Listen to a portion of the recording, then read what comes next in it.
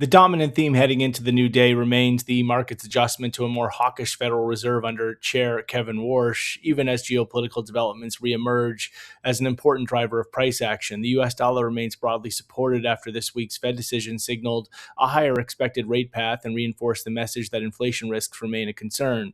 With U.S. markets closed for the Juneteenth holiday, liquidity is thinner than usual, but the dollar is still holding firm against most major currencies as investors continue to reassess what a less market friendly Fed could mean for global asset prices. The pound has, however, found some support after UK retail sales significantly beat expectations, reinforcing evidence the UK consumer remains more resilient than many expected. Geopolitics has moved back into focus after signs that the recently announced U.S. Iran peace deal is beginning to unravel. Iran has paused implementation of key commitments and postponed talks with Washington, while Vice President Vance canceled a planned Switzerland trip tied to negotiations.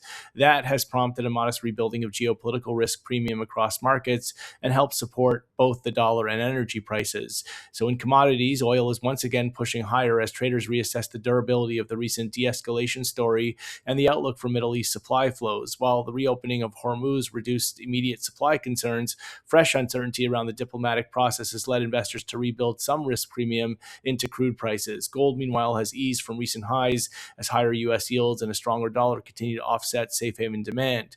Equity markets remain caught between competing forces. On one hand, strong growth data, resilient consumers, and ongoing AI driven investment themes remain supportive.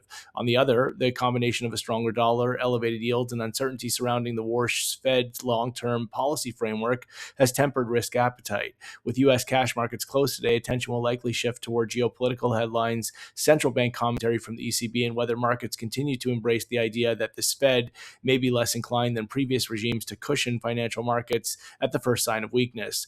The result is a market that remains cautious but not panicked, with investors still searching for clarity on whether this week's hawkish repricing marks the start of a more durable shift in the macro landscape.